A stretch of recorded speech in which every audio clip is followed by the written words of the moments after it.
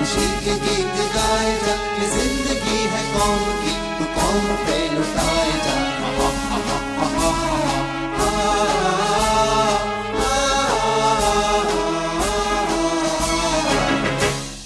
नेताजी हिंदुस्तान की आजादी के लिए अपने उद्देश्य की ओर बढ़ रहे थे। सम्राट हिरोहितो से मुलाकात के बाद वे उत्साह से भरे हुए थे। वे जनरल तोजो से मिलने उनके पास गए। जनरल तोजो को आराम करने को कहा तो महायुद्ध में आराम कैसा, जनरल तोजो ने कहा। वहीं रास बिहारी ने आंखें बंद होने से पहले हिंदुस्तान की आजादी का सपना पूरा करने को सुभाष से कहा। अब आगे। डॉक्टर राजू, मोहन सिंह के बारे में क्या हो रहा है? 1 सप्ताह पहले ही उनसे मिलकर आया हूं। बीमार है, सेहत काफी खराब है। कहां रखा है मोहन सिंह को? सिंगापुर के पास पुलाव उइन द्वीप है, छोटा सा द्वीप है। कुछ ही घर हैं और मलेरिया की बीमारी फैली हुई। मोहन सिंह काला पानी की तरह रह रहा है। जगन्नाथ भोसले, मैं मोहन सिंह के बारे में जानना चाहता हूं। हो नेताजी, उसकी सात सम्मान रिहाई होनी चाहिए। जनरल यामामोटो को अभी बुलाइए, मैं जनरल से बात करना चाहता हूं। मिस्टर सुभाष, ऐसी कौन सी आफत आ गई जो मुझसे बात करने की जरूरत पड़ गई? बताइए क्या बात है। मैं तत्काल मोहन सिंह की रिहाई चाहता हूं। उनको रिहा करके क्या मिलेगा? जापान पर मोहन सिंह को भरोसा नहीं है। उन्हें समझाने का मतलब पत्थर पर सिर मारना है। मोहन सिंह को यहां ले भी आए तो उन्हें संभालना आपके लिए मुश्किल हो जाएगा। जनरल, मोहन सिंह की देशभक्ति पर मुझे गर्व है।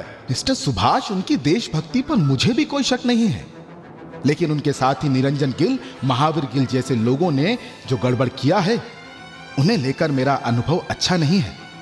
महावीर तो विश्वासघात करके हिंदुस्तान में घुस गया था और हमारी गुप्त बातें ब्रिटिश साम्राज्य तक पहुंचा दी थी। जनरल, आप प्रयास तो कीजिए।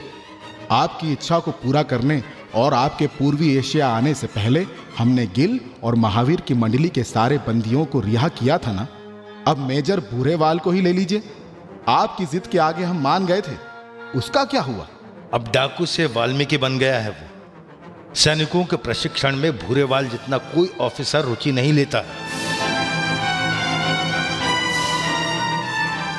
मोहन सिंह को लेकर सुभाष चंद्र बोस की रुचि का मामला जनरल कवाबे तक पहुंच गया था।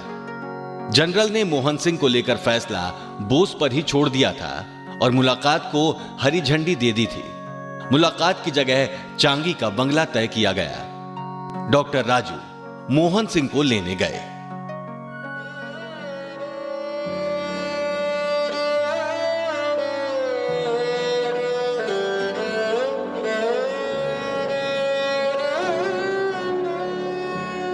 जय हिंद।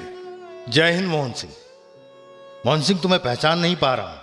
आओ मेरे पास बैठो। आजादी की लड़ाई के क्रांतिकारी कामरेड से मिलकर बेहद आनंद महसूस कर रहा हूं। मुझे भी आपसे मिलकर अच्छा लगा। जब आजाद हिंद फौज आगे बढ़ रही है, उस वक्त उसका नेतृत्व करने वाला जापानियों के बंदीगृह में रहे, यह मुझे समझ में नहीं आ रहा था। इसीलिए तुम्हें अपने साथ लेने आया हूं। सुभाष बाबू, आपको आए हुए यहां कई महीने हो गए। पहले क्यों याद नहीं आई मोहन सिंह की? अब क्यों याद आई? क्या जापानी अफसर इजाजत नहीं दे रहे थे? मोहन सिंह जी, आपको जो समझना है समझ लो, लेकिन अब वक्त आपसी मतभेद को भुलाकर एकजुट होने का है। जरूरत पड़ी तो मैं तोजो से बात करूंगा। आप कहें तो मैं पहाड़ से कूदकर अपनी जान भी दे दूंगा। जापानियों का मुंह देखना भी नहीं चाहता। उनकी मदद से आजादी मिलने से अच्छा है कि ना मिले। आपका और रास बिहारी बोस जी के बीच का मतभेद वहां तक नहीं पहुंचना चाहिए था जहां तक वो पहुंचा है। सुभाष बाबू, उस गद्दार का नाम मेरे सामने ना ले। ये मेरा दुर्भाग्य है कि उस गद्दार का जन्म हिंदुस्तान में हुआ है। मोहन सिंह वो सीनियर क्रांतिकारी हैं, उनके बारे में ऐसा क्यों बोल रहे हैं? सुभाष बाबू, आपका कोई भी मत क्यों ना हो, लेकिन मैं उसे केवल जापानी मानता हूं, हिंदुस्तानी नहीं। चलो छोड़ो, कुछ और बात करते हैं। ये बताइए, आपको पूर्व आने में देरी क्यों हो गई? मेरा मानना है आप पूर्व आने में लेट हो गए। हिंदुस्तान अभियान का वक्त निकल चुका है। आसान नहीं था पूर्व आना। यात्रा संबंधी बहुत सी अड़चनें थी, तुम सही कह रहे हो, मुझे यहां आने में देरी हो गई है, लेकिन मेरा मानना है कि योजना के हिसाब से काम हुआ था, लक्ष्य हासिल कर लेंगे। नेताजी, जिन लोगों ने मुझे धोखा दिया वो आपको भी धोखा दे सकते हैं, इस बात का ख्याल रखिएगा। मुझे ऐसा नहीं लगता। जापान के राजा की मौजूदगी में जब हिंदुस्तान के सवाल पर जापानी संसद का विशेष अधिवेशन हुआ था, तब जापान में प्रधानमंत्री ने समर्थन की घोषणा की थी। इससे ज्यादा हमें और क्या फायदा चाहिए? आपके व्यक्तिगत अनुभव की बात कर रहा हूं। मोहन सिंह, जापान का लोकल एडमिनिस्ट्रेशन थोड़ी बहुत परेशानी खड़ी कर रहा था। उच्च अधिकारी नीतियां तय करते हैं, लेकिन क्रियान्वयन में मामूली अड़चने, ये तो होना स्वाभाविक है। अच्छा ये बताइए सुभाष बाबू, जापान के साथ को आप कैसे महसूस कर रहे हैं? मुझे ये जानने का मौका मिला कि दूसरे विश्व युद्ध में दुनिया के नक्शे पर हिंदुस्तान की आजादी का सवाल सबसे अहम है। अच्छा, पंडित जवाहरलाल नेहरू और गांधी जी की आजादी के रास्ते के बारे में आप क्या सोचते हैं? पंडित नेहरू को मैं देवता मानता हूं। उनको जितना जाना है उसमें मैं उन्हें अपना आदर्श मानता हूं। उनके अलावा किसी का नेतृत्व मुझे मंजूर ना था और ना रहेगा। पंडित जी और मेरे संबंध कैसे हैं, यह फौजी मुलाजिमों को समझ में नहीं आएगा। वे मुझे बहुत पसंद है, लेकिन सच तो यह है कि मोहन सिंह, हमारी लड़ाई गांधी जी और पंडित जी की विचारधारा से नहीं है। हमारी लड़ाई उस ब्रिटिश साम्राज्य से है जो कहता है हमारे राज्य में कभी सूर्य अस्त नहीं होता। समय की जरूरत है ब्रिटिश साम्राज्य के खिलाफ झंडा उठाने की। महायुद्ध चरम पर है, ब्रिटिश कमजोर हो रहे हैं, लेकिन हमारी आजादी को लेकर की गई आवाज किसी को सुनाई नहीं दे रही। आपको नहीं लगता चर्चिल का मन कभी भी बदल सकता है? मन बदलना, वो भी चर्चिल का? वो चर्चिल भोला भाला इंसान नहीं है। वो 20वीं सदी के माथे पर कलंक है, कलंक। उसने हिंदुस्तान को ब्रिटिश साम्राज्य में दबोच रखा है। उसे हिंदुस्तान की पीड़ा दिखाई नहीं पड़ती, बल्कि हिंदुस्तान की हर कराह पर उसे सुकून मिलता है। मेरा दिल हर वक्त हिंदुस्तान की आजादी के लिए रोता रहता है। किसके भरोसे आप ब्रिटिश साम्राज्य से आजादी का सपना देख रहे हैं? धोखेबाज जापानियों के भरोसे? युद्ध के समय वो धोखा नहीं देंगे, इसकी क्या गारंटी है? मोहन सिंह, मौजूदा हालातों में ना कोई देवता है और ना ही कोई दानव। जरूरत है हालातों के हिसाब से लक्ष्य की ओर बढ़ने की। आजादी कैसे मिलेगी यह सोचना है। जो लक्ष्य की ओर आगे ले जाए उसी के साथ रहना है, समझे? वैश्विक सत्ता की स्पर्धा में सब एक दूसरे से अपना स्वार्थ पूरा करने में लगे हैं। अपने देश की क्रांति के लिए लेनिन भी इस तरह से भटका था, एक देश से दूसरे देश। अमेरिका की आजादी के लिए फ्रांस के लफायते की तलवार भी खून से रंग गई थी। नेताजी, मैं जापानियों के धोखे की बात कर रहा हूं। मोहन सिंह जी, इसकी आप बिल्कुल चिंता ना करें। जापानियों के मन में विश्वासघात करने का विचार भी आया तो मेरे सैनिकों की गोलियां जापानियों के सीने में होंगी। पर आज तक जो मैं जापानियों को समझ पाया हूं, ऐसा कुछ नहीं होने वाला है। जर्मनी में मेरा जितना दम घुटता था उससे कई गुना आजाद मैं यहां जापान में महसूस कर रहा हूं। इसकी वजह जापान और हिंदुस्तान के बीच पुराने सांस्कृतिक संबंध हैं। अब शाम हो चली है, मैं अपने बंदीगृह की ओर चलता हूं। मोहन सिंह जी, आपने जो आजाद हिंद फौज के लिए किया है, उसे खड़ा करने में आपने जो मेहनत की है, वो मेरे लिए गर्व की बात है। मैं आपकी ससम्मान रिहाई करवा के रहूंगा। नेताजी, सच कहूं तो जापानियों की संगति में फिर आने का सवाल ही नहीं उठता है। मैं आपको भी आगाह करता हूं, नाग हैं, जापानी एक दिन आपको भी डसेंगे, सावधान रहिएगा। यदि आपकी यही जिद है तो मैं क्या कर सकता हूं, क्या बोल सकता हूं? मेरी मध्यस्थता का तो कोई मतलब ही नहीं। आप अपनी सेहत का ख्याल रखिएगा, मुझ पर भरोसा रखें, आपकी सेहत जल्दी ठीक हो। आपको अच्छे स्थान पर भिजवाने की कोशिश करूंगा जहां आपकी अच्छी देखभाल हो। चलता हूं। जय हिंद। जय हिंद।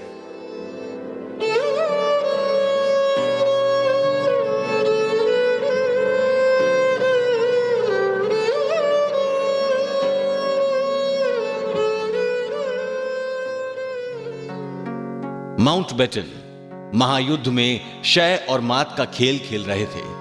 सिंगापुर और रंगून में हथियार छोड़कर भागना भी उनकी रणनीति का हिस्सा था।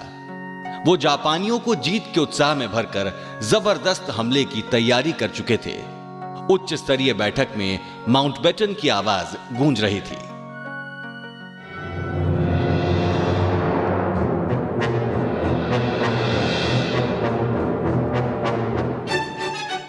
अब निर्णायक लड़ाई होगी।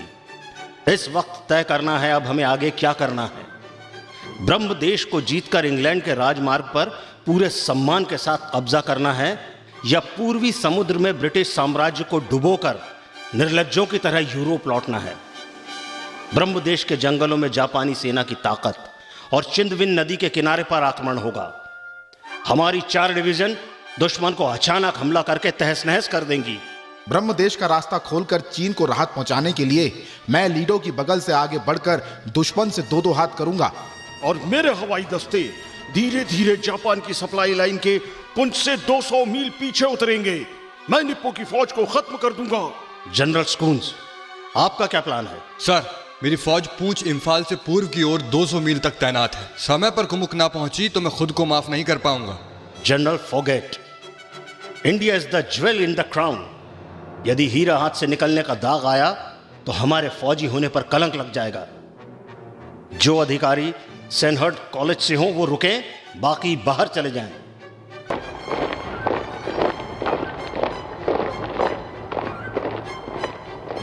ब्रिटिश और आजाद हिंद फौज का ईमान दुनिया के सैन्य इतिहास में गौरव से भरा है।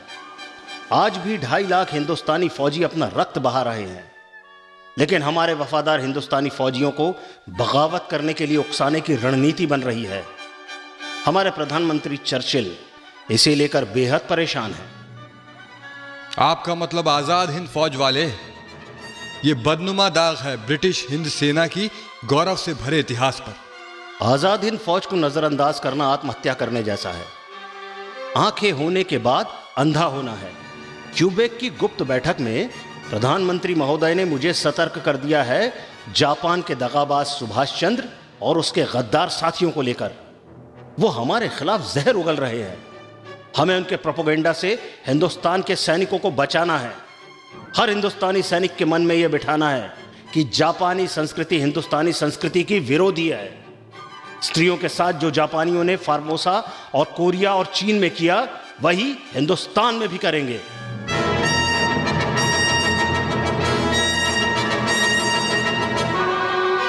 जापानियों ने सुभाष चंद्र बोस को इतना सिर चढ़ा रखा है कि उसकी आजाद हिंद सरकार को मान्यता दे दी, एशिया देशों की परिषद में बोलने का मौका दिया। जनरल स्लिम, आप कुछ बताना चाहते हैं? कमांडर साहब, मैं एक बेहद गोपनीय फाइल लेकर आया हूं और आपके सामने ताजा जानकारी रख रहा हूं। उस बोस के 4 एजेंट समुद्र से चटगांव की ओर से हिंदुस्तान में घुस रहे थे, लेकिन हमारे गश्ती दस्ते के हाथ लग गए। पूछताछ की गई उनसे? जी हां। क्या जानकारी मिली है? बोस के अनेक एजेंट अलग अलग रास्तों से हिंदुस्तान में प्रवेश कराए गए हैं। क्या मकसद है उनका?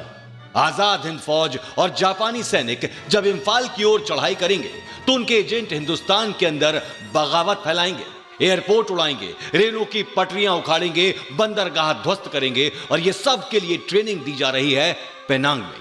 वहां 2 ट्रेनिंग संस्थान बनाए गए हैं कमांडर साहब।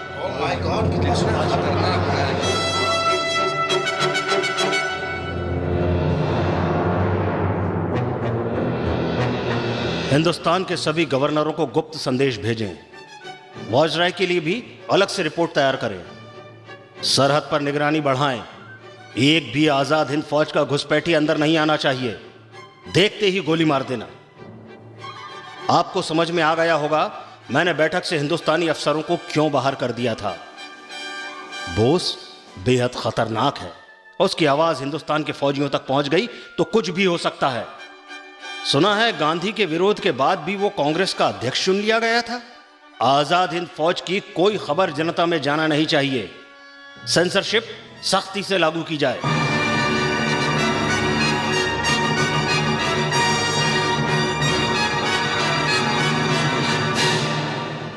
बीबीसी ने बोस की सरकार बनने की खबर 2 घंटे बाद ही प्रसारित कर दी थी। मैंने उस पर आपत्ति जताई थी, लेकिन बीबीसी से जवाब मिला था, हम निष्पक्ष समाचार संस्था हैं, हमने अपना काम किया। आपने इस तरह का जवाब सुन कैसे लिया? आप गुस्सा ना हो, मैंने जो कार्रवाई करनी थी कर दी। मैंने भारत के मंत्री के माध्यम से चर्चिल तक को इससे अवगत करा दिया है। बीबीसी ने उन्हें भी वही जवाब दिया जो मुझे दिया था। उन्होंने बीबीसी के बोर्ड ऑफ डायरेक्टर से बात की थी। 2 टूक कह दिया था, ब्रिटिश का अस्तित्व रहेगा तब तक तुम्हारा अस्तित्व रहेगा। नहीं तो तुम लोग उत्तरी ध्रुव से प्रसारण करते नजर आओगे। मैं आप सभी को आगाह कर रहा हूं, किसी भी स्थिति में वफादार हिंदुस्तानी सैनिकों को गद्दारों के संपर्क में न आने दें। सर, हमने पहले ही फौजियों के बीच मुखबिर खड़े कर दिए हैं। हर हलचल की खबर हम तक पहुंच जाएगी। विश्वास रखिए, एक भी गद्दार सीमा के अंदर नहीं घुस पाएगा। यह वक्त सोते समय भी आंखें और कान खुले रखने का है। युद्ध की स्थिति गंभीर है। जरूरत पड़े तो प्रेस एक्ट बदलो, समय ना हो तो अध्यादेश जारी कर दो। सभी कागजात गुप्त होना चाहिए। हर कार्यवाही बेहद गोपनीय होगी। समझ में नहीं आ रहा है, गुलाम देश के एक 5 फुट का आदमी जो फौज की ABCD भी नहीं जानता, वो सिर उठाए खड़ा है और हमारी नींद हराम कर दी है। भले ही उसने हमारे जापान जैसे दुश्मन से हाथ मिला लिया हो, लेकिन दुनिया को जीतने वाली सेना को हराने का उसका सपना कभी पूरा नहीं होने देंगे।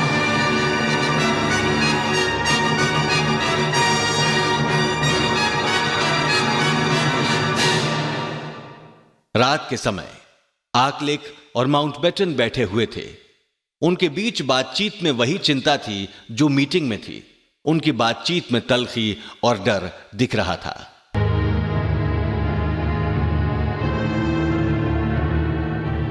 मिस्टर ऑकलेक, बोस क्रांतिकारी है। हम भले ही उसकी सरकार को दगाबाजों की सरकार कह रहे हों, लेकिन हमें यह नहीं भूलना चाहिए कि जो कुछ हुआ है वो अंतर्राष्ट्रीय कानून की परिधि में हुआ है। 9 राष्ट्रों ने मान्यता दी है उसकी सरकार को।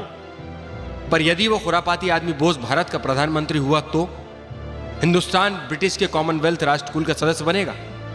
वो हमें सहन नहीं कर पाएगा। ऐसा सपने में भी मत सोचो। हमें मालूम है कि हिंदुस्तान को आजाद करना पड़ा तो किस तरह की हरकत करनी है, कितनी आड़ी तिरछी लाइनें खींचनी है। आजाद करते समय फैसले तो हम ही करेंगे ना। अभी तो ये बताइए, उस बोस का क्या करना है? उसे सशरीर खत्म करना संभव ना हो तो उसे नैतिक रूप से नुकसान पहुंचाएंगे, उसे हिंदुस्तान में बदनाम करेंगे।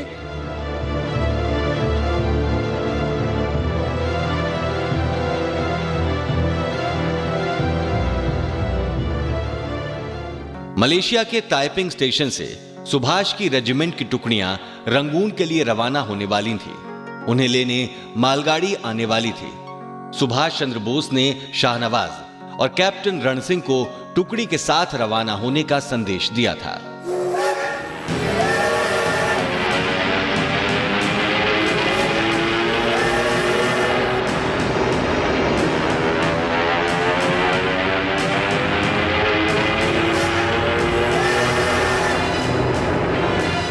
देखो साथियों, ये यात्रा बेहद खतरनाक होने वाली है। हमें मलेशिया से थाईलैंड और वहां से ब्रह्म देश जाना है। 3 देशों और 400 मील सफर तय कर रंगून तक पहुंचना है। रेल मार्ग घने जंगलों से पैदल चलकर रंगून पहुंचना है। जल मार्ग भी हमारा रास्ता बनेगा। देखता हूं कार्ड सीटी बजा रहा है, लेकिन गाड़ी आगे क्यों नहीं बढ़ रही है? इंजन पर जाकर देखता हूं। अरे क्या हुआ भाई, आप लोग गाड़ी के सामने क्यों बैठे हो? इस तरह की हरकत क्यों कर रहे हो?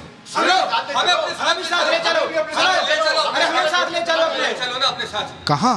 इम्फाल, दिल्ली ले चलो कैप्टन। आप पहले भले चंगे हो जाओ, अभी आप चलने की स्थिति में नहीं हो। मैं नहीं हटने वाला। एक पैर अंग्रेजों के साथ लड़ते हुए सिंगापुर की लड़ाई में गंवाया था, दूसरा पैर नेताजी को समर्पित करना चाहता हूं। मुझे साथ ले चलो कैप्टन। आप लोग शारीरिक रूप से सक्षम नहीं हैं, बेवजह जिद करते हैं। हम नहीं हटेंगे कैप्टन।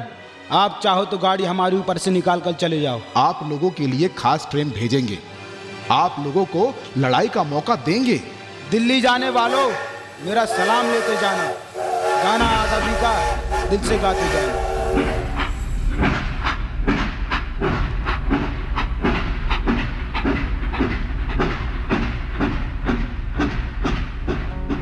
शाहनवाज युद्ध के लिए आतुर हो रहे थे, लेकिन साजो सामान को लेकर चिंतित थे। कैसे लड़ेंगे? न तो तोप खाना है, न वायरलेस है। मशीन गने हैं, लेकिन कारतूस के पट्टे नहीं। 3000 सैनिकों के लिए 3-4 डॉक्टरों की टीम है। रास्ते में युद्ध से हुई तबाही सामने नजर आ रही थी। स्वतंत्रता संघ के कार्यकर्ता हर गांव में अपने फौजियों का स्वागत करने पहुंच जाते थे। ट्रेन के सफर के बाद अब सैनिकों को पैदल सफर करना पड़ रहा था।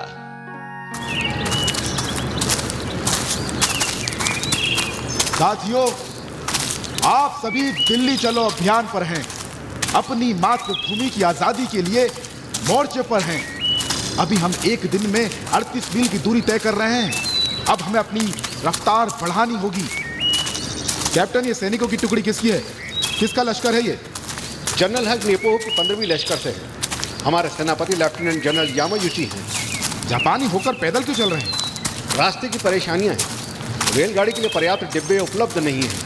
कहाँ से कूच शुरू हुआ है? बैंकॉक से। निकलने में देरी हो गई। जनरल यामायुची हमारा इंतजार कर रहे हों।